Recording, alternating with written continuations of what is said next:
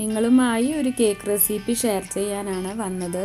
Black forest cake എളുപ്പത്തിൽ baking powder ഒന്നും ചേർക്കാതെ എങ്ങനെയാണ് ഉണ്ടാക്കുന്നത്, പിന്നെ സിമ്പിളായി എങ്ങനെയാണ് ഡെക്കറേറ്റ് ചെയ്യുന്നത്. സിമ്പിളാണ് ഡെക്കറേഷനെങ്കിലും കാണാൻ നല്ല ഭംഗിയില്ലേ, അതുപോലെ തന്നെയാണ് കഴിക്കാനും കേട്ടോ.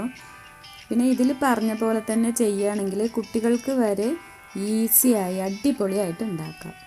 അപ്പോൾ എങ്ങനെയാണ് ഞാനിതിൻ്റെ പ്രിപ്പറേഷൻ ചെയ്തിട്ടുള്ളത് എന്നറിയാൻ വീഡിയോ ലാസ്റ്റ് വരെ കാണുക.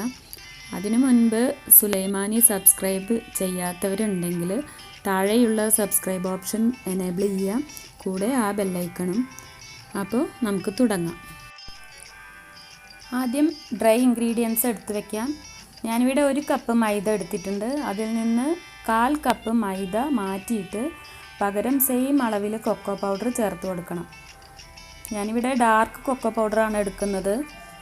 അപ്പോൾ നമ്മുടെ കേക്കിന് നല്ലൊരു ബ്ലാക്ക് കളർ കിട്ടും. അത് തന്നെ വേണമെന്ന് നിർബന്ധമില്ല, നിങ്ങളുടെ കയ്യിൽ ഏത് കൊക്കോ പൗഡറാണ് ഉള്ളത് വെച്ചാൽ അതെടുത്താൽ മതി. ഒന്ന് ലെവൽ ചെയ്ത് കൊടുക്കുക കേട്ടോ. കറക്റ്റ് 1 കപ്പ് തന്നെ നമുക്ക് അളവ് വേണം. ഇനി ഇതിലേക്ക് ഒരു 1/4 ടീസ്പൂൺ ഉപ്പ് ചേർത്ത് കൊടുത്ത് നന്നായി ഒന്ന് അരിച്ചെടുക്കണം. ഒന്ന് മിക്സ് ചെയ്ത് അരിച്ചെടുക്കുക, അല്ലെങ്കിൽ 2-3 പ്രാവശ്യം അരിച്ചെടുക്കുക. എങ്കിലേ ഉള്ളൂ മൈദമാവും കൊക്കോ പൗഡറൊക്കെ നന്നായി മിക്സായി വരുള്ളൂ. ഒട്ടും തരിയൊന്നും പാടില്ല, എങ്കിലേ ഉള്ളൂ നമ്മുടെ കേക്ക് സോഫ്റ്റായി കിട്ടുക. ഈ തരി ഒഴിവാക്കാം. ഇപ്പോൾ നമ്മുടെ ഡ്രൈ ഇൻഗ്രീഡിയൻസ് ഇവിടെ റെഡിയായി. ഇതൊരു സൈഡിലേക്ക് മാറ്റി വയ്ക്കാം. ഇനി വേണ്ടത് പഞ്ചസാരയാണ്. ഞാനിവിടെ 1/4 കപ്പ് പഞ്ചസാര എടുത്ത് പൊടിച്ചതാണ്. നമുക്ക് വേണ്ടത് 1 കപ്പ് പൗഡേർഡ് ഷുഗറാണ്. അപ്പോൾ അത് മാറ്റി വയ്ക്കാം. ഇനി ഒരു ബൗളിലേക്ക് 4 കോഴിമുട്ട പൊട്ടിച്ചൊഴിക്കാം. റൂം ടെമ്പറേച്ചറിലുള്ള കോഴിമുട്ടയാണ് വേണ്ടത്. ഫ്രിഡ്ജിൽ നിന്ന് നേരിട്ട് എടുത്ത് നമ്മൾ ഒരിക്കലും ബീറ്റ് ചെയ്യരുത്. അപ്പോൾ കോഴിമുട്ട ഫ്രിഡ്ജിലാണെന്നുണ്ടെങ്കിൽ കേക്ക് ഉണ്ടാക്കണതിൻ്റെ ഒരു 3/4 മണിക്കൂർ മുന്നേ നമുക്കെടുത്ത് പുറത്ത് വെക്കണം. എന്നിട്ട് റൂം ടെമ്പറേച്ചറിലേക്ക് ആയതിന് ശേഷം ബീറ്റ് ചെയ്യുക. ഇനി ഇതൊന്ന് ബീറ്റ് ചെയ്തെടുക്കണം. ഞാനിങ്ങനെ ഒരു ഇലക്ട്രിക് ബീറ്റർ കൊണ്ടാണ് ഇത് ചെയ്യുന്നത്. ഫോർക്ക് ഉപയോഗിച്ചിട്ട് ചെയ്യാം, പക്ഷേ ഒരു ഇലക്ട്രിക് ബീറ്റർ ഉണ്ടെങ്കിൽ അതായിരിക്കും നമുക്ക് എളുപ്പം. ഒന്നങ്ങ് ബീറ്റ് ചെയ്ത് കഴിഞ്ഞാൽ നമ്മൾ പൊടിച്ച് വെച്ചിട്ടുള്ള പഞ്ചസാര കുറേശ്ശെ ചേർത്ത് കൊടുത്തിട്ട് നമുക്കിതൊന്ന് ബീറ്റ് ചെയ്തെടുക്കാം. ഒറ്റയടിക്ക് പഞ്ചസാര ചേർക്കാതെ ഇതുപോലെ കുറേശ്ശെ ചേർത്തിട്ട് തന്നെ ബീറ്റ് ചെയ്തെടുക്കണം കേട്ടോ. അപ്പോൾ നമുക്ക് എളുപ്പത്തിൽ എഗ്ഗ് ഫ്ലഫി ആയി കിട്ടും, അല്ലെങ്കിൽ കുറച്ച് സമയം എടുക്കും. ഇനി ഇതിലേക്ക് 1 ടീസ്പൂൺ വാനില എസൻസ് ചേർത്ത് കൊടുക്കുന്നുണ്ട്. മുട്ട ബീറ്റ് ചെയ്യുന്ന സമയത്ത് നമ്മൾ വാനില എസൻസ് ചേർക്കുകയാണെങ്കിൽ കോഴിമുട്ടയുടെ സ്മെല്ലൊന്നും ഉണ്ടാവില്ല കേട്ടോ. കേക്കിൻ്റെ സോഫ്റ്റ്നെസ് കിടക്കുന്നത് ഈ മുട്ട പതപ്പിക്കുന്നതിലാണ് കേട്ടോ. അപ്പോൾ എത്രത്തോളം നമുക്ക് പതപ്പിച്ചെടുക്കാൻ പറ്റുമോ അത്രയും പതപ്പിച്ചെടുക്കുക. അപ്പോൾ ഇതിവിടെ റെഡിയായി. ഒരു ക്രീമി ടെക്സ്ചർ ആയിരിക്കും കേട്ടോ നമുക്ക് കിട്ടുക. ഇനി ഇതിലെ ഡ്രൈ ഇൻഗ്രീഡിയൻസ് ചേർക്കുന്നതിൻ്റെ മുൻപ് നമുക്ക് കേക്ക് ഉണ്ടാക്കണ മോൾഡിൽ ഇതുപോലെ ഒന്ന് ഗ്രീസ് ചെയ്ത് കൊടുക്കും. ഞാനിവിടെ ഈ പാനിലാണ് ഉണ്ടാക്കുന്നത്. ഇനി നമ്മൾ അരിച്ചു വെച്ചിട്ടുള്ള മൈദയും കൊക്കോ പൗഡറും ഇല്ലേ, അത് ഈ മുട്ടയിലേക്ക് ഒന്ന് മിക്സ് ചെയ്തെടുക്കണം. കുറേശ്ശെ ഇട്ടിട്ട് വേണം കേട്ടോ മിക്സ് ചെയ്തെടുക്കാൻ. അല്ലെങ്കിൽ എന്താ ഉണ്ടാവുക എന്നറിയോ, ഇതിനകത്ത് ഈ മൈദ നനയാതെ കട്ട പിടിച്ച് കിടക്കുകയുള്ളൂ. അപ്പോൾ നമ്മുടെ കേക്ക് അത്ര നന്നായിരിക്കില്ല. ഇതുപോലെ കുറേശ്ശെ നമുക്ക് സ്പൂണ് കൊണ്ട് ഇങ്ങനെ വിതറി ഇട്ട് കൊടുക്കുക. എന്നിട്ട് സ്പാച്ചിൽ ഉപയോഗിച്ചിട്ട് പെട്ടെന്ന് ഇളക്കാതെ ഇതുപോലെ പതുക്കെ ഒന്ന് ഇളക്കിയെടുക്കുക. കംപ്ലീറ്റ് മിക്സാക്കി എടുക്കുക കേട്ടോ. ഞാൻ നേരത്തെ പറഞ്ഞില്ലേ, മുട്ട പതപ്പിക്കുന്നതിനനുസരിച്ചാണ് നമ്മുടെ കേക്ക് സോഫ്റ്റ് ആവുകയെന്ന്. അപ്പോൾ നമ്മൾ ഒറ്റയടിക്ക് ഈ മൈദ ഇട്ട് ഇതിലേക്ക് ചേർത്തിട്ട് നന്നായി ഒന്ന് ഇളക്കിയെടുക്കുകയാണെന്നുണ്ടെങ്കിൽ നമ്മൾ പതപ്പിച്ചതൊക്കെ വെറുതെ ആവും. അപ്പോൾ അതുകൊണ്ടാണ് മുട്ട പതപ്പിച്ചത് പോകാത്ത രീതിയിൽ നമ്മൾ മൈദ ചേർത്ത് കൊടുത്ത് മിക്സാക്കി എടുക്കുക എന്ന് പറയണത്. അങ്ങനെ കൊക്കോ പൗഡർ മൈദ മിക്സ് ഞാനിവിടെ കുറേശ്ശെ ചേർത്ത് കംപ്ലീറ്റ് ആക്കിയിട്ടുണ്ട്. ഇനി ഇതുകൂടെ ഒന്ന് മിക്സാക്കി എടുക്കട്ടെ. അതിനുശേഷം ഇപ്പോൾ നിങ്ങൾ വിചാരിക്കുന്നുണ്ടാവും എന്തുകൊണ്ടാണ് ഇതിൽ ബേക്കിംഗ് പൗഡറും ബേക്കിംഗ് സോഡയൊന്നും ചേർക്കണത് കണ്ടിട്ടില്ലല്ലോ എന്ന്. ബേക്കിംഗ് സോഡ ചേർക്കണുണ്ട്, പക്ഷേ ബേക്കിംഗ് പൗഡറിന് പകരം വിനെഗറാണ് കേട്ടോ യൂസ് ചെയ്യുന്നത്. അപ്പോൾ ഇപ്പോൾ ഇങ്ങനെ മിക്സ് ആക്കിയതിന് ശേഷം 1/4 ടീസ്പൂൺ ബേക്കിംഗ് സോഡയിലേക്ക് 1 ടേബിൾ സ്പൂൺ വിനെഗർ ചേർത്ത് മിക്സ് ആക്കിയിട്ട് ഞാനിപ്പോൾ ഇതിൽ ഒഴിച്ചു കൊടുത്തിട്ടുണ്ട്. എന്തുകൊണ്ടോ വിനെഗർ ചേർക്കുന്ന വീഡിയോ കിട്ടിയില്ല. അപ്പോൾ ഇനി അങ്ങനെ എന്തെങ്കിലും സംശയം തോന്നുകയാണെന്നുണ്ടെങ്കിൽ ബട്ടർ സ്കോച്ച് കേക്കിൻ്റെ റെസിപ്പി ഞാൻ ഇട്ടിട്ടുണ്ട്. അതിൻ്റെ ലിങ്ക് ഡിസ്ക്രിപ്ഷൻ ബോക്സിൽ കൊടുക്കാം. എന്തെങ്കിലും ഡൗട്ട് വരികയാണെങ്കിൽ നിങ്ങളത് കാണുക കേട്ടോ. ഇപ്പോൾ വിനെഗറൊക്കെ ചേർത്ത് നന്നായി മിക്സ് ആക്കിയതിന് ശേഷം ഞാനിവിടെ ഗ്രീസ് ചെയ്ത് വെച്ച പാനിലേക്ക് ഇത് മാറ്റുന്നുണ്ട്. ഈ സ്പാച്ചിൽ ഉപയോഗിക്കുന്നതുകൊണ്ടുള്ള മെച്ചം എന്താണെന്ന് വെച്ചാൽ നമ്മൾ ബാറ്റർ പാത്രത്തിൽ വേസ്റ്റായി പോകാതെ കംപ്ലീറ്റ് നമുക്ക് മോൾഡിലേക്ക് മാറ്റാൻ പറ്റും കേട്ടോ. അതിനുശേഷം ഇതുപോലെ ഒന്ന് ടാപ്പ് ചെയ്ത് കൊടുക്കുക. പിന്നെ ഞാനിവിടെ അലുമിനിയം ഫോയിൽ ഉപയോഗിച്ച് ഈ പാനൊന്ന് കവർ ചെയ്യുന്നുണ്ട്. കാരണം ഇതിൻ്റെ മൂടി അത്ര ടൈറ്റായിട്ടല്ല ഇരിക്കുന്നത്, അതുകൊണ്ടാണ്. ഇത് നിർബന്ധമുള്ള കാര്യമൊന്നുമല്ല കേട്ടോ. നിങ്ങളുടെ കയ്യിൽ ടൈറ്റായിട്ട് മൂടിയുള്ള പാൻ ഉണ്ടെങ്കിൽ അതിൽ ചെയ്യാം.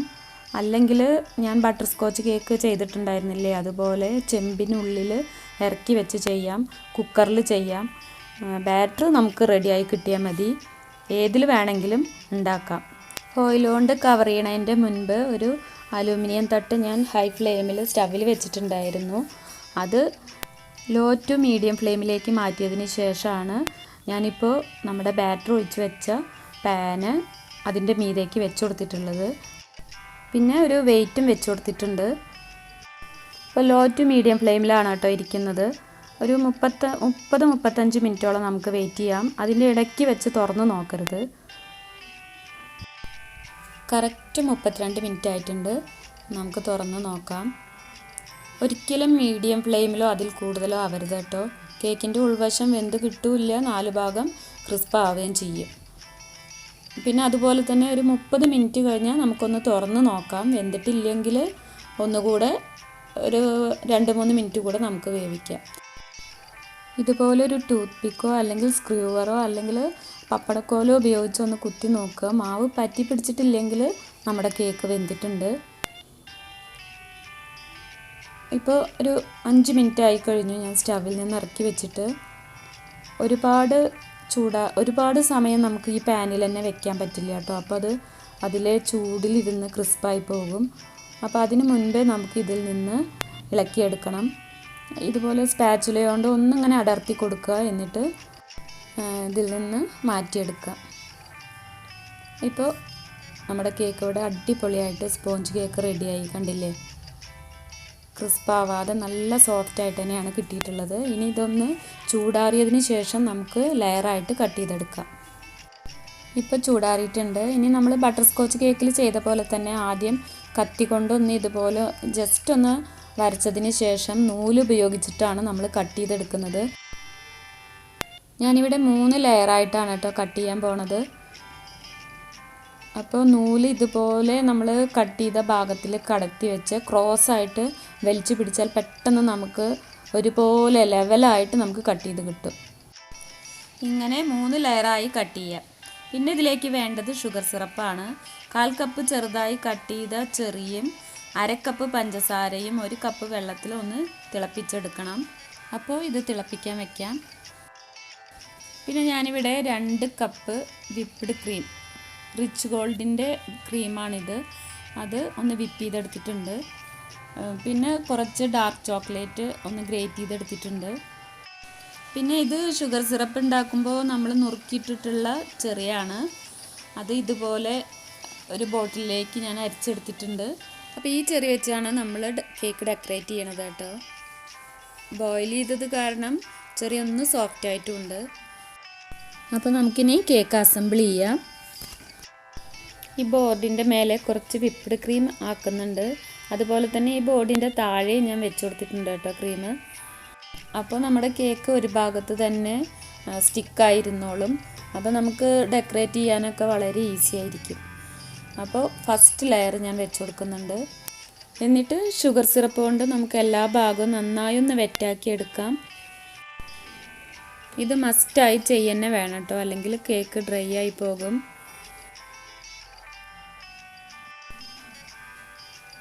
ഇനി നമ്മൾ വിപ്പ് ചെയ്ത് വെച്ചിട്ടുള്ള ക്രീം ചേർത്ത് കൊടുക്കുക. ആദ്യമായിട്ടൊക്കെ കേക്ക് ഉണ്ടാക്കുന്നവർക്ക് പൈപ്പിംഗ് ബാഗിലേക്ക് ക്രീം മാറ്റിയിട്ട് കേക്കിലേക്ക് തേച്ച് കൊടുക്കുന്നതായിരിക്കും കേട്ടോ എളുപ്പം. എന്തായാലും അത്യാവശ്യം ക്രീം വേണം, എന്നാലുള്ളൂ നമ്മുടെ കേക്കിന് ടേസ്റ്റ് കിട്ടുക. ഞാനിവിടെ അത്യാവശ്യം കട്ടിയിൽ തന്നെയാണ് ക്രീം തേച്ച് കൊടുക്കുന്നത്. പിന്നെ ഇതിൻ്റെ മീതേക്ക് നമുക്ക് ചെറി ഇട്ട് കൊടുക്കാം. പിന്നെ ഗ്രേറ്റ് ചെയ്ത് വെച്ചിട്ടുള്ള ഡാർക്ക് ചോക്ലേറ്റ് സ്പ്രെഡ് ചെയ്ത് കൊടുക്കുക. ഇനി നമുക്ക് സെക്കൻഡ് ലെയർ വെച്ച് കൊടുക്കാം. അപ്പോൾ ഇനി നമ്മൾ നേരത്തെ ചെയ്ത പോലെ ഷുഗർ സിറപ്പ് കൊണ്ട് വെറ്റാക്കുക, ക്രീം തേച്ച് കൊടുക്കുക. അതിനുശേഷം ഡാർക്ക് ചോക്ലേറ്റും ചെറിയും സ്പ്രെഡ് ചെയ്യുക. പിന്നെ മൂന്നാമത്തെ ലെയർ വെച്ച് കൊടുക്കുക. മൂന്നാമത്തെ ലെയറിൻ്റെ മീതെ നമ്മൾ ചെറി ഇട്ട് കൊടുക്കുന്നില്ല കേട്ടോ. ഇതിൻ്റെ ആദ്യം നമുക്ക് ഇതിൻ്റെ സൈഡൊക്കെ ഒന്ന് പാലറ്റ് നൈഫ് കൊണ്ട് ഒന്ന് സെറ്റാക്കി എടുക്കുക. അതിനുശേഷം ഈ കേക്ക് കംപ്ലീറ്റ് ക്രീം ഉപയോഗിച്ചൊന്ന് കവർ ചെയ്തെടുക്കണം. നേരത്തെ ഞാൻ പറഞ്ഞില്ലേ പൈപ്പിംഗ് ബാഗ് യൂസ് ചെയ്ത് ക്രീം സ്പ്രെഡ് ചെയ്യണത്, അതിങ്ങനെയാണ് കേട്ടോ ചെയ്യുക.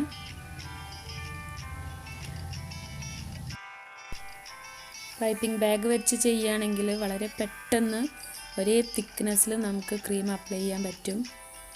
പിന്നെ സൈഡിലൊക്കെ ഗ്യാപ്പ് ഉണ്ടെങ്കിൽ നമുക്ക് ഇതുകൊണ്ട് തന്നെ ഫില്ല് ചെയ്യാം. അതിനുശേഷം പാലറ്റ് നൈഫ് ഉപയോഗിച്ചിട്ട് നമുക്കൊന്ന് ഷേപ്പ് ചെയ്തെടുക്കാം. പിന്നെ ഗ്രേറ്റ് ചെയ്ത് വെച്ചിട്ടുള്ള ഡാർക്ക് ചോക്ലേറ്റ് ഇല്ലേ, അത് നമുക്ക് സൈഡിൽ കൂടെ ഒക്കെ ഒന്ന് ഇട്ട് കൊടുക്കാം. അങ്ങനെ എല്ലാ ഭാഗത്തും ഞാൻ ഇപ്പോൾ ഡാർക്ക് ചോക്ലേറ്റ് വെച്ച് കൊടുത്തിട്ടുണ്ട് കേട്ടോ. അതിനുശേഷം ഇതൊന്ന് വൃത്തിയാക്കി എടുക്കുന്നുണ്ട്. പിന്നെ ഈ ക്രീം വിപ്പ് ചെയ്ത് കഴിഞ്ഞിട്ടുണ്ടല്ലോ, അത് ഒരു 10 മിനിറ്റ് ഫ്രിഡ്ജിൽ വെക്കുകയാണെങ്കിൽ നമുക്ക് ഐസിങ് ഈസി ആയിട്ട് ചെയ്യാൻ പറ്റും. സെൻറ്ററിൽ ഇതുപോലെ ചെറിയൊരു പാത്രം വെച്ച് കൊടുത്തിട്ടുണ്ട്. അതിന് ചുറ്റുമാണ് ഡാർക്ക് ചോക്ലേറ്റ് സ്പ്രെഡ് ചെയ്തിട്ടുള്ളത്. എന്നിട്ട് ഇതുപോലെ ഒന്ന് ചെറുതായി പ്രസ് ചെയ്ത് കൊടുക്കുക. ഡെക്കറേഷനൊക്കെ നമ്മുടെ ഇഷ്ടത്തിനനുസരിച്ച് എങ്ങനെ വേണമെങ്കിലും ചെയ്യാം കേട്ടോ. ഇപ്പോൾ ബാക്കിയുള്ള വിപ്പിംഗ് ക്രീം ഞാനൊരു പൈപ്പിംഗ് ബാഗിലേക്ക് മാറ്റിയിട്ടാണ് ഇപ്പോൾ ഇത് ചെയ്തിട്ടുള്ളത്. അങ്ങനെ ചുറ്റിലും ഇതുപോലൊരു ഡിസൈൻ കൊടുക്കാം. അതിനുശേഷം കണ്ടില്ലേ, ഇപ്പോൾ അങ്ങനെ ഒരു പാത്രം വെച്ചത് കൊണ്ടാണ് ഇത്ര കറക്റ്റായിട്ട് റൗണ്ടിൽ വന്നിട്ടുള്ളത്. ഇനി ഇതിൻ്റെ ഉള്ളിൽ ഞാനിങ്ങനെ ചെറുതായി മൊട്ടുപോലെ ഒന്ന് റൗണ്ട് ചെയ്തെടുക്കട്ടെ. പിന്നെ ബർത്ത്ഡേ വിഷസൊക്കെ എഴുതണമെന്നുണ്ടെങ്കിൽ നമുക്കിതിനകത്ത് എഴുതാം. ഞാൻ ഇപ്പോൾ ഒരു റൗണ്ടും കൂടെ ഇതുപോലെ ചെയ്തെടുക്കുകയാണ് ചെയ്യുന്നത്. അതിനുശേഷം ചെറീസ് വെച്ച് ഡെക്കറേറ്റ് ചെയ്യുക. അപ്പോൾ ഐസിങ്ങും ഡെക്കറേഷനൊക്കെ കഴിഞ്ഞ് ഒരു 15 മിനിറ്റ് ഫ്രിഡ്ജിൽ വെച്ചിട്ടുണ്ടായിരുന്നു. അതിൽ കൂടുതൽ നേരം വെക്കുന്നതാണ് നല്ലത്. മിനിമം 15 മിനിറ്റെങ്കിലും വെക്കണം. കേക്കൊക്കെ തണുപ്പിച്ച് കഴിക്കുമ്പോഴാണ് കേട്ടോ ടേസ്റ്റ് കൂടുതൽ. അങ്ങനെ നമ്മുടെ യമ്മി ബ്ലാക്ക് ഫോറസ്റ്റ് കേക്ക് ഇവിടെ റെഡിയായി. അപ്പോൾ എല്ലാവരും ഇതുപോലെ ഒന്ന് ഉണ്ടാക്കി നോക്കുക. പിന്നെ സുലൈമാനി സബ്സ്ക്രൈബ് ചെയ്യാൻ മറക്കരുത്. അടുത്തൊരു വീഡിയോയുമായി വരാം. അതുവരെ ബൈ. Thank you.